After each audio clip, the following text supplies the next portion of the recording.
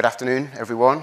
Good morning for those streaming, and a special hello to the digital innovation team who hopefully are dialing in from BP HQ. Hi, guys. So today I'm going to talk to you about digital and the future of procurement. I'm going to touch on strategy and why digital is important for us. I'm going to go into a little bit of detail about how it applies to the constructs of procurement, and I'm going to hopefully, for everybody, bring it to life with a few examples of how everything comes together. So I think it's really important to start with the why. So why are we doing digital in procurement? And to be honest, not every procurement needs to have digital or be very interested in it. I think the most important thing to start with is the last 2 years has shown us it's business as unusual. With COVID, with interest rates, with wars, we can't really predict what's going to happen. It's really important for procurement to preempt as much as possible what's happening in the world and be able to respond to that for the organization. The second is doing more with our data.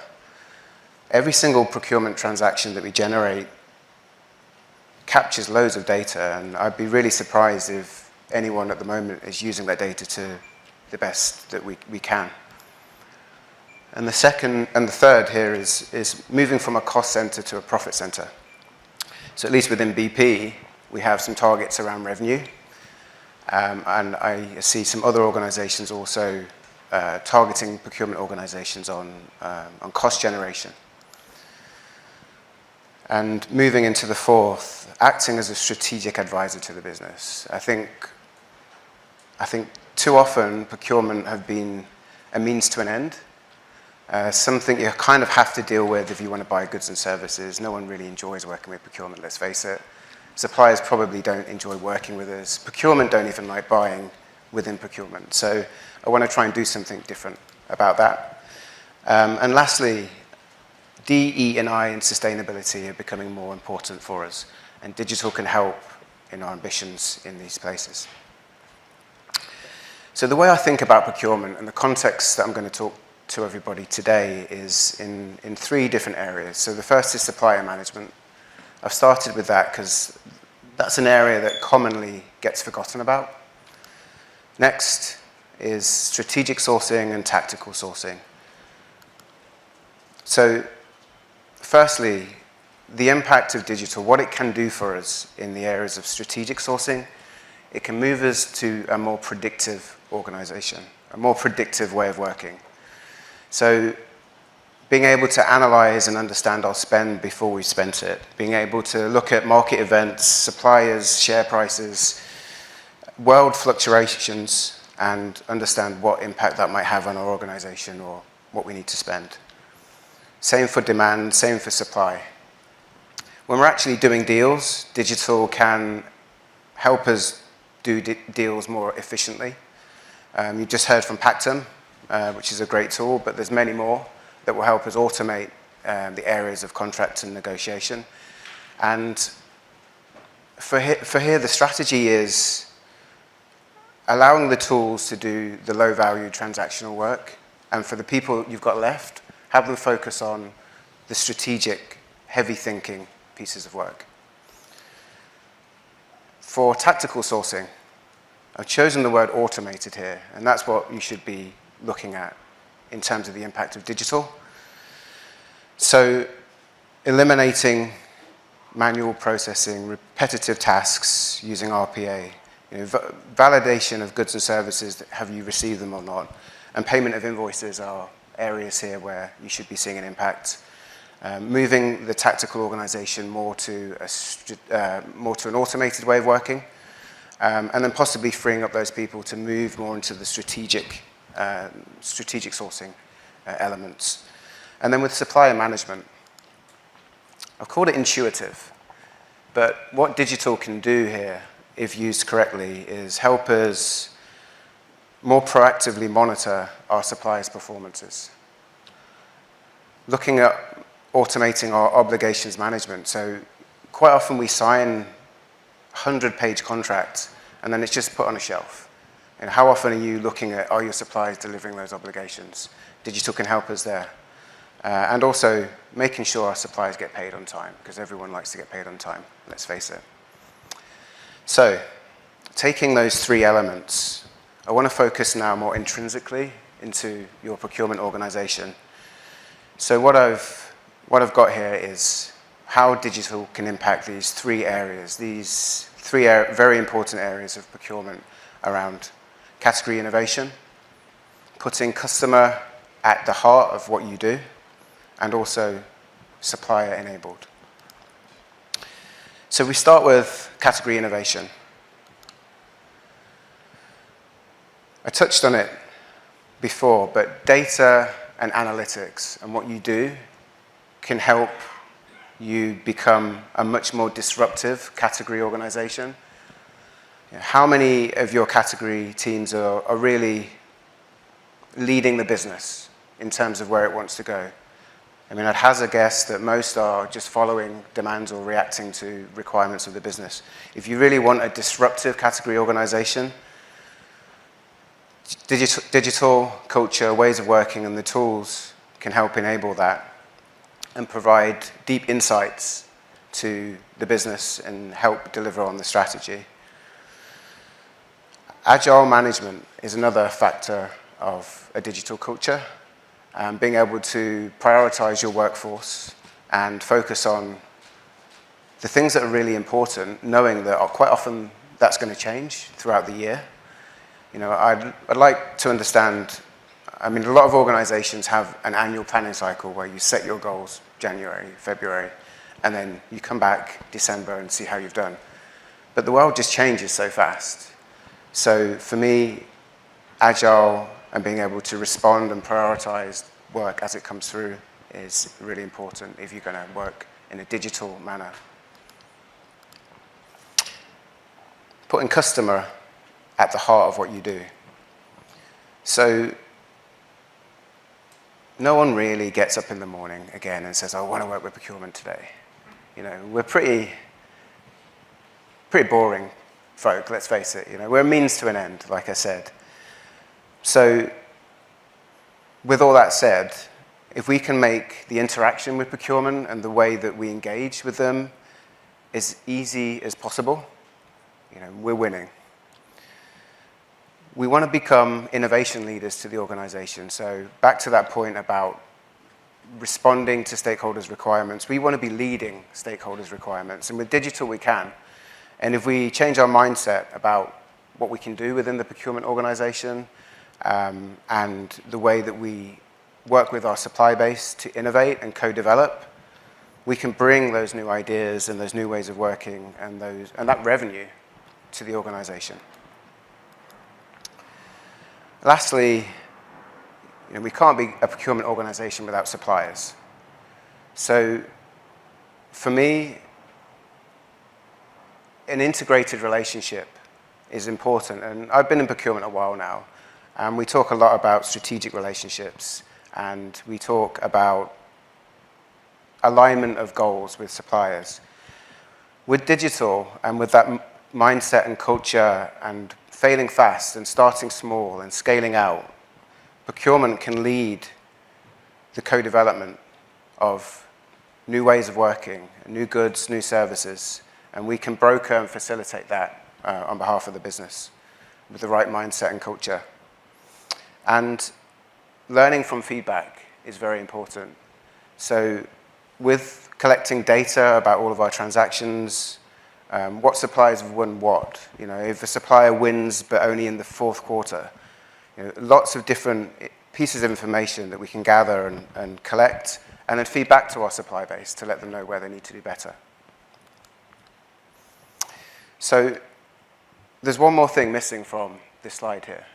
And it's really at the heart of everything that we need to be considering if we're going to be digital. And I've said it a few times. I don't know if anyone has any ideas. Anyone want to guess? Culture, yeah, culture's a good one, but it begins with D. It's data.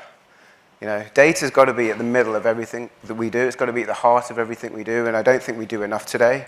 There's lots of digital tools that can help us do more with data, and I'm going to come on to that in a minute and bring this to life. But when you're looking at your operating model, when you're looking at ways of working, you've got to be always starting with what data does that generate? What are we going to do with it? How is it going to help us? How is it going to make us learn and do differently next time? So the last slide here is talking a bit about the strategy, talking a little bit about the theory, and I just wanted to bring it to life with how that might show up within your procurement organization. So we always start with business demand. There's a few different ways of doing this, depending on how bold your CPO is. And if you've got a very bold and ambitious CPO, you can start with a point solution, so buying the best of everything that you want to achieve.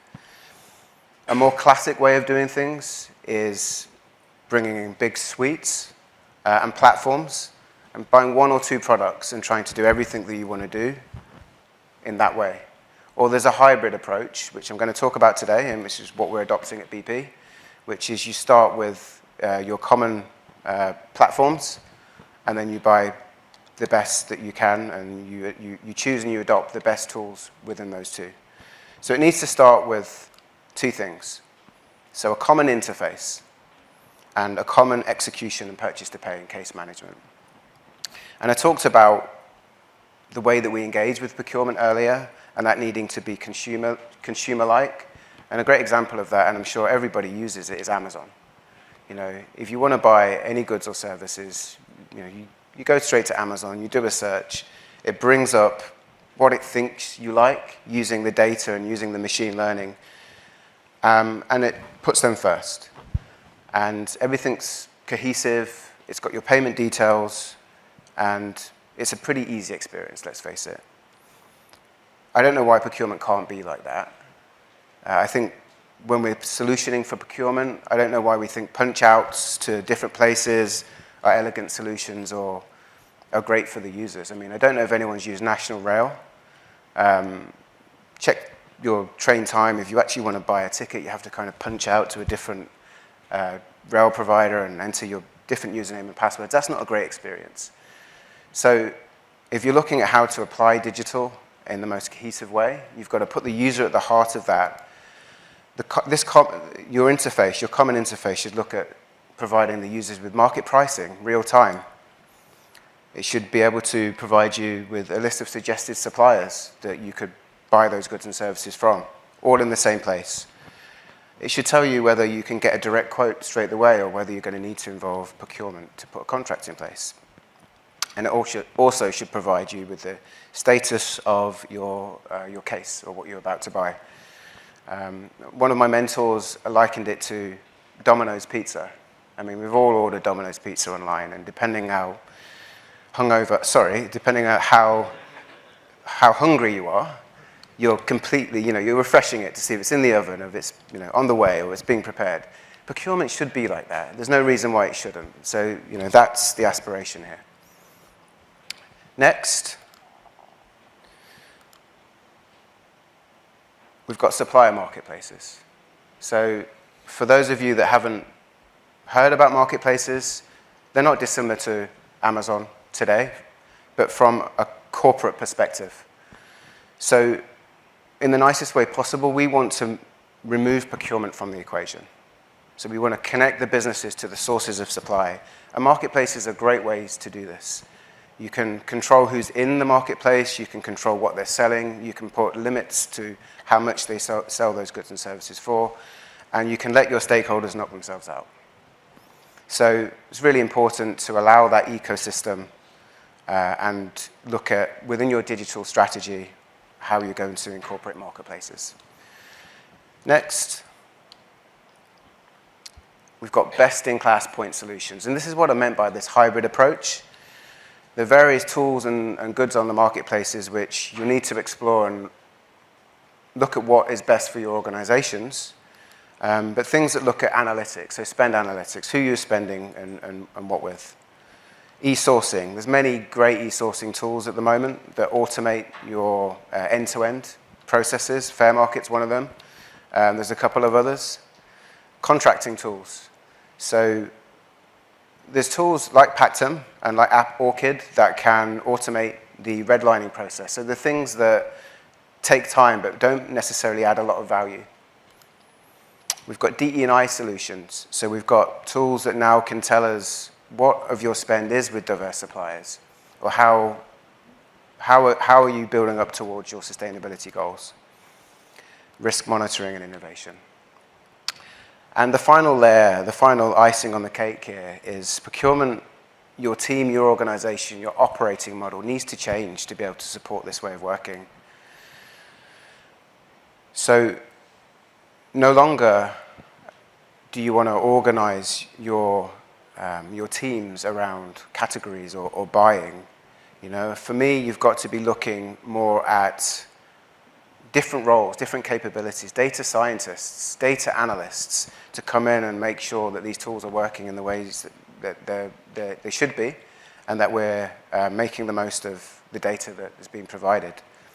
Agile management, like I mentioned before, so making sure that we have your teams being able to swarm around the things that are really important and the things that are going to make the biggest impact to your businesses. So I'm going to pause there, take some Q&A, and hopefully this has been helpful. Cheers, thanks.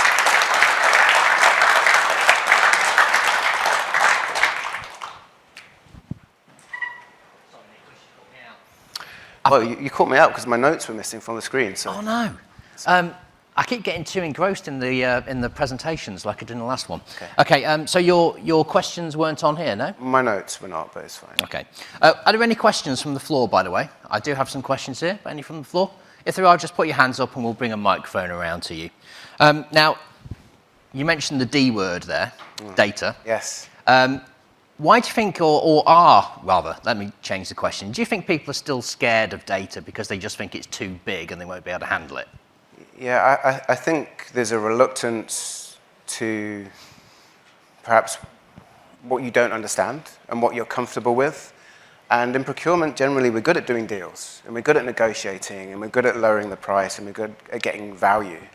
But you know, with data and with the new mindset and with the new skills that you need to be able to use it in the best way, I think there's a reluctance around that understanding. So for me, it's really important to recognize that in your teams and do what you can and bring in those new roles and upskill so that we can make the most of what we can with the data.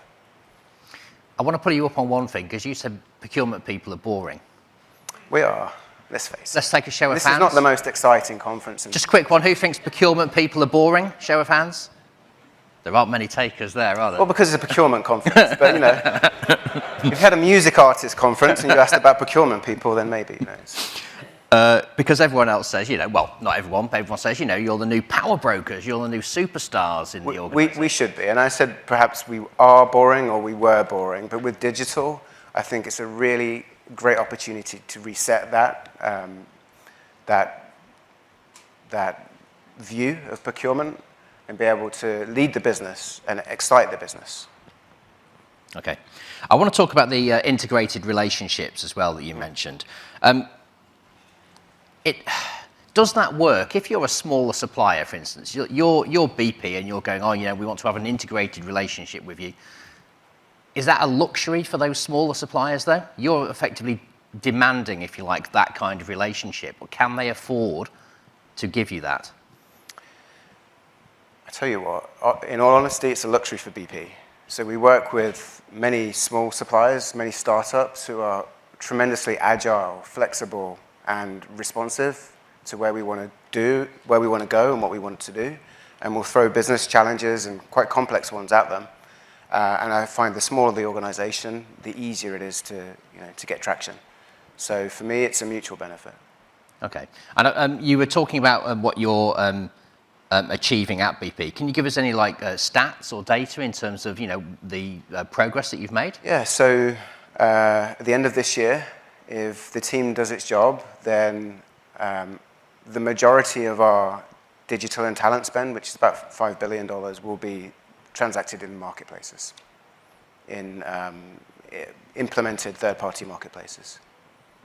Okay, and that's something that you've set up Yeah, yourself. that's the ambition of the team. And if you look at perhaps 3-4 years ago, we weren't doing a whole lot of spend in marketplaces. So for us, that's a big achievement. And sort of, it helps us free up the organization. It helps us free up the team on more strategic, really thought leadership, and allow those marketplace transactions just to happen between the stakeholders and the suppliers. Okay, I think you anticipated my next question there, because you mentioned automation, and obviously that frees up time. And I was going to ask you how how the existing workforce, how they feel about that. So you mentioned, it frees them up to be more strategic. So what kind of strategy are they investing in with that free time? So it's important to say, 18 months, 2 years ago, BP completely rewired the organization from top to bottom. We pivoted in our corporate strategy towards low carbon future. And at the same time, we lost about 25% of the organization. So we still had the same amount of work. So there was a gap between, the amount of people left within BP and the work that had to be done. Yeah. So automation and tooling helped plug that gap for a start. So I think it relieved a lot of people. It took a lot of the workload and a lot of the pressure out of the system. But it also allowed people to not spend too much time doing the repetitive and high volume, low reward tasks, and focus on the really big strategic thinking, strategic outcomes. Partnering with the business, trying to preempt where they want to go, and the same with the supply base. Okay. Any questions from the floor? Yes. Could we get the microphone down? Just for anyone who hasn't heard you speak before, if you could mention your name and where you're from, please. Sorry, Mark Fowler from a biotech called Autolus. Okay. You mentioned in your talk, which was great, why is it not more like Amazon, right? Sorry, say that. Why is it not more like Amazon, the Oh, yeah. interface, right? Automation, digital. What do you think stops it being like Amazon? What is, if you were to highlight the most important thing that actually stops it operating like that, what would you say it was? I think perhaps up until now, it's not putting our customers at the heart of what we do. Building procurement for procurement, perhaps. I think increasingly corporate life, it was acceptable to work in a certain way, and there's work and there's outside work, and outside work's easy and doing things in work isn't. Now I think things are blurring, and there's an expectation that things should be, simple things within your work life should be simple to achieve. So I think there's a realization. I think the tooling up until recently perhaps wasn't there from a corporate perspective and being able to scale within the corporate world. So I think with that realization and with those digital toolings now becoming available, I think there's not an excuse anymore. Okay, just one more quick question. This is coming virtually from Linda Lynn, so thank you, Linda. It says, do you think the roles of chief procurement officers and category managers will still exist in 10 years' time with this automation and digitalization? I think a chief procurement officer, absolutely. To set the vision, to set the strategy, to set the direction of the organization. But the people within it, I think, are going to change. And we're already seeing categories diverge. And, you've got a little bit of hardware and a little bit of AD and a little bit of something else. So the way we quite classically segment our categories today, I think that's going to change. And if you look at your IT organizations, it's already happening. So, we've got agile, we've got network people sitting with system engineers and so on. No longer are we siloed. So I can see procurement organizations moving to that model where you've just got a capacity of people that have expertise and subject matter expertise in various bits. And then you've got your demand coming through and what you want to do. You prioritize that, and then you put people into projects to deliver that work. So yeah, I think in 10 years, we'll still have CPOs, but maybe not classic category managers. Okay. All right, that's all we've got time for. Thank you very much, Nicholas. Thank you. Thanks, Nick. I'll just take that. Thanks.